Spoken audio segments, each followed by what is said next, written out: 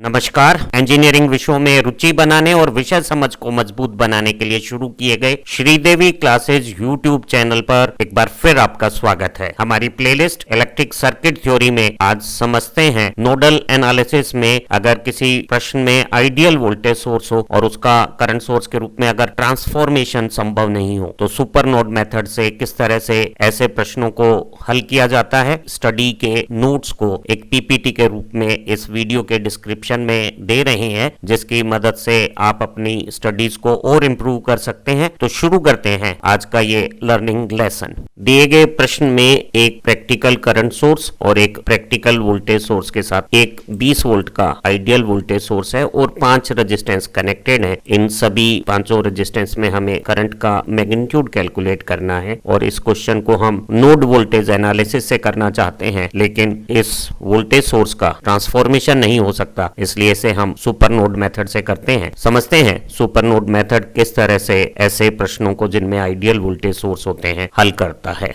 किसी electric circuit को node voltage analysis से करते समय हम नोड की वोल्टेज को अज्यूम करके किरचॉफ करंट लॉ इक्वेशंस बनाकर इक्वेशंस को सॉल्व करते हैं। ऐसे सॉल्यूशंस के लिए हमें सारे प्रैक्टिकल वोल्टेज सोर्स, एक वोल्टेज सोर्स और सीरीज रेजिस्टेंस को करंट सोर्स में बदलना आवश्यक है, लेकिन यहाँ हमें नीले फ्रेम में 20 वोल्ट का एक ऐसा वोल्टेज सोर्स दिया गया है जिसके साथ सीरीज में कंपनीड रेजिस्टेंस नहीं है और ऐसे आइडियल वोल्टेज सोर्स का करंट सोर्स के रूप में जब ट्रांसफॉर्मेशन नहीं होता तो हम ऐसी स्थिति में इस वोल्टेज सोर्स के जो दो नोड हैं उसमें से एक नोड की वोल्टेज को V2 मानते हुए दूसरी में इस 20 वोल्ट के अंतर से वैल्यू को V2 की टर्म्स में V2-20 मान सकते हैं। और अब इन दोनों नोड के समूह पर अगर हम सम्मिलित रूप से किरचॉफ करंट लॉ लगाते हैं तो हमें इस ब्रांच में कितना करंट है आइडियल वोल्टेज सोर्स का, इसे जानने की जरूरत नहीं रहेगी। जरा जानते हैं कि सुपर नोड मेथड से इस तरह के प्रश्नों को कैसे हल किया जाता है। हमें प्रश्न में ये जो 10 वोल्ट का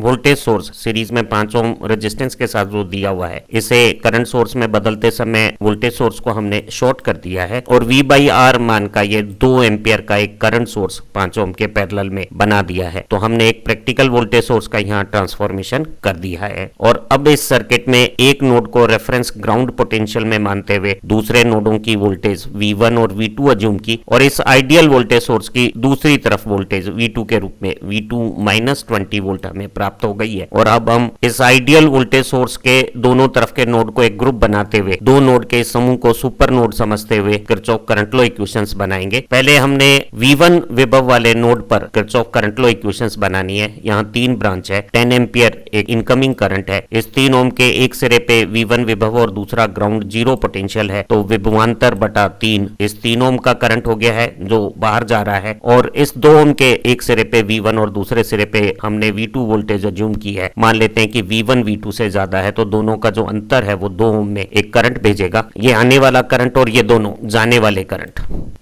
करंट का सम आने वाले करंट के बराबर किरचॉफ का करंट लॉ इक्वेशन हो गया है। मैंने 6 एलसीएम लिया और सिंप्लीफिकेशन किया तो मेरी इक्वेशंस हो गई है 5V1 3V2 = 60। इसे मैं एक समीकरण मान लेता हूं। अब मैं दूसरा Kirchhoff current law equation in दोनों नोड जो एक आइडियल वोल्टेज सोर्स के 2 सिरे हैं उनको एक सुपर नोड बनाते हुए करूंगा। तो अब आइडियल वोल्टेज सोर्स के ये जो 2 नोड हैं V2 और V2-20 वोल्ट के, इनको एक सुपर नोड बनाते हुए किरचॉफ का करंट लॉ इक्वेशंस बनाएंगे। और यहाँ इन दोनों नोडों के समूह पर 5 ब्रांचेज हैं। ये 2 ओम का रेजिस्टेंस, 1 ओम का रेजिस्टेंस, 5 ओम का रेजिस्टेंस, 2 एम्पियर का एक करंट सोर्स और ये 2 ओम का रेजिस्टेंस। इस 2 ओम के रेजिस्टेंस में अगर V2 और V1 दो सिरों का विभव है और V2 को अगर V1 से अधिक माने तो ये आउटगोइंग करंट हो गया V2-V1/2। यहाँ रेफरेंस नोड की पोटेंशियल 0 है तो 1 ओम के इस रेजिस्टेंस के एक सिरे पर हमने विभव को V2 माना हुआ है तो विभवांतर V2-0/1 इसका आउटगोइंग करंट हो गया है। सुपर नोड के दूसरे नोड पे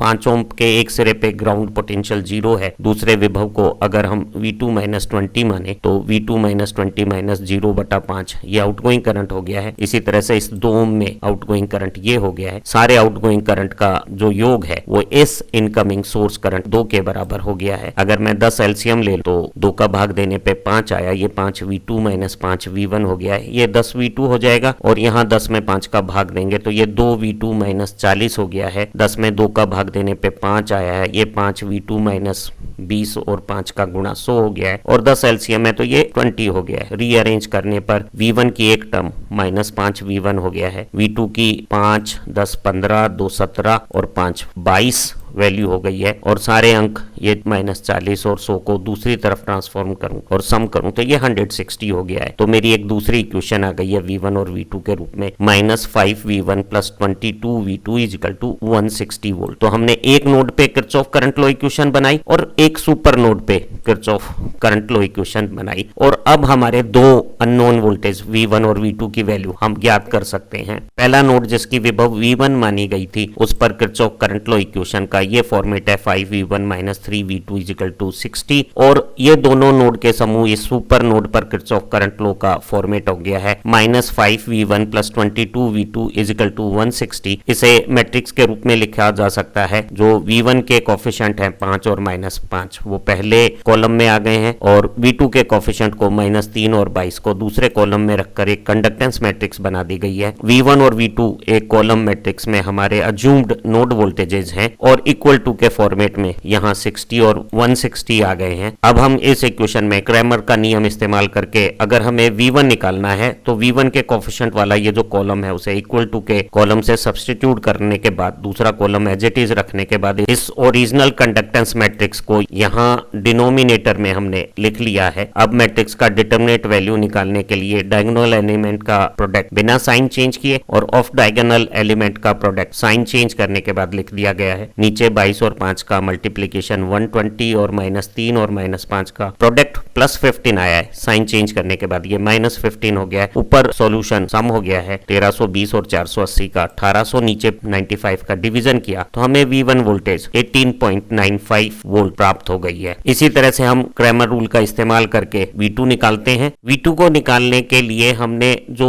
V2 के कोफिशिएंट वाला कॉलम है इस कॉलम को इक्वल टू से सब्स्टिट्यूट करके पहले कॉलम के ये एलिमेंट 5 और -5 एज इट इज रखते हुए जो ये 2x2 की मैट्रिक्स बनी है, इस मैट्रिक्स में इस कंडक्टेंस मैट्रिक्स का डिनोमिनेटर में डिवीजन करना है। मैट्रिक्स की डिटरमिनेंट वैल्यू निकालते समय ये जो डायगोनल एलिमेंट्स हैं जिन्हें नीली रेखाओं में हमने दिखाया है इनके प्रोडक्ट को बिना साइन बदले हमने लिखना है, और जो मेजेंटा लाइन के ऑफ डायगोनल एलिमेंट्स हैं इनके प्रोडक्ट को जो -5 और 60 का -300 है उसका साइन बदल देना है, और -5 और -3 का प्रोडक्ट जो +15 है उसका भी साइन बदल देना है। ऊपर कैलकुलेशन से 800 में 300 का जोड़ 1100 आ गया, नीचे 95 हल करने पे V2 नोड की वोल्टेज 11.58 वोल्ट आ गई है। और अब हम V2 की इस मान से दूसरे नोड जो सुपर नोड का दूसरा हिस्सा है उसकी वोल्टेज भी पता कर सकते हैं। चांस की बात है कि V2 का मान 20 से कम है तो यहाँ वोल्टेज नेगेटिव आएगी। अगर हमने इसकी वोल्टेज को ग्राउंड 0 रेफरेंस माना हुआ है तो इस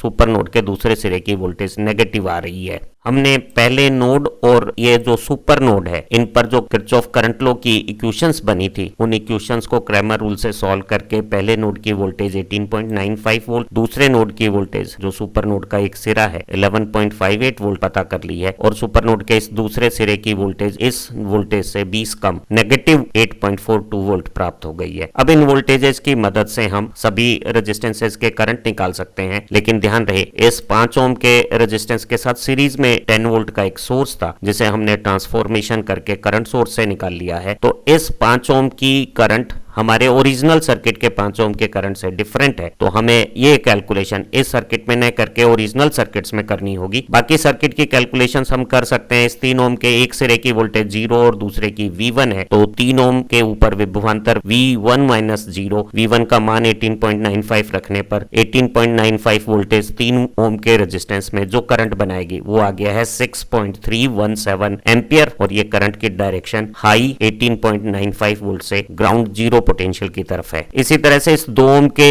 दो सिरों पर वोल्टेज V1 18.95 और V2 11.58 है। V1 का मान ज्यादा है तो करंट V1 से V2 की तरफ ये जो डिफरेंस है 18.95 और 11.58 का वो इस 2 ओम के रेजिस्टेंस में जो करंट बनाएंगे वो हो जाएगा 3.685 एम्पियर। इसी तरह से इस 1 ओम के रेजिस्टेंस के एक तरफ V2 वोल्टेज है 11.58 वोल्ट और दूसरा ग्राउंड 0 पोटेंशियल पे है, तो विभवांतर हो गया है 11.58 और 1 ओम में करंट हो गया है 11.58 एम्पियर और डायरेक्शन हो गया है V2 से ग्राउंड की तरफ। हम इस 2 ओम का भी करंट निकाल सकते हैं जिसके एक सिरे पे ग्राउंड जीरो पोटेंशियल है और दूसरे सिरे पे नेगेटिव पोटेंशियल है, तो हम बता सकते हैं कि यहाँ हाई ग्राउंड पोटेंशियल है तो करंट हाई से लो फ्लो करेगा। अगर इस 2 ओम के करंट को कैलकुलेट करते समय हम इस वोल्टेज को अगर हाई मानते हैं तो इस वोल्टेज का जो V2-20 है उसका जीरो के साथ अंतर आ गया है V2-20 और इसे सॉल्व करने पर करंट का मैग्नीट्यूड आ रहा है नेगेटिव 4.21 एम्पियर, जो बता रहा है कि हमारा जो एक्चुअल करंट है इस 2 ओम में वो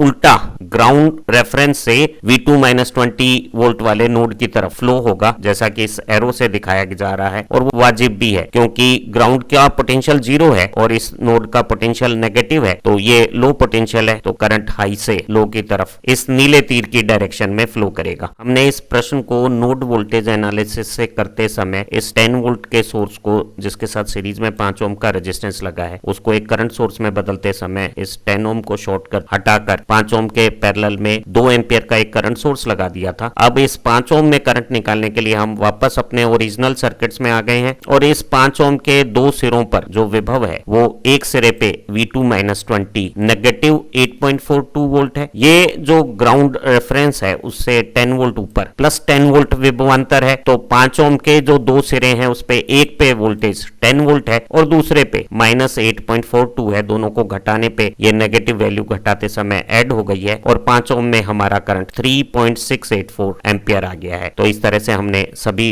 रेजिस्टेंसेस की करंट निकाल ली है। आज की इस लर्निंग वीडियो की मदद से हमने जान लिया है कि जब हमें किसी सर्किट में आइडियल वोल्टेज सोर्स दिया हो तो हम 2 नोड के समूह को सुपर नोड बनाकर किरचॉफ करंट लॉ की इक्वेशंस को बना सकते हैं और सामान्य तरीके से हल करके सभी नोड की वोल्टेजेस पता करके रेजिस्टेंसेस की करंट पता कर सकते हैं। अगर आपको हमारा ये लर्निंग वीडियो अच्छा लगा है तो आप इसे लाइक और शेयर कीजिएगा। चैनल को सब्सक्राइब करते समय बेल आइकन भी प्रेस कीजिएगा ताकि आपको हमारे सारे नए काम सबसे पहले नोटिफाई हो जाए। आप अच्छा पढ़ें, तरक्की करें। Have nice time. Thank you very much for viewing our videos.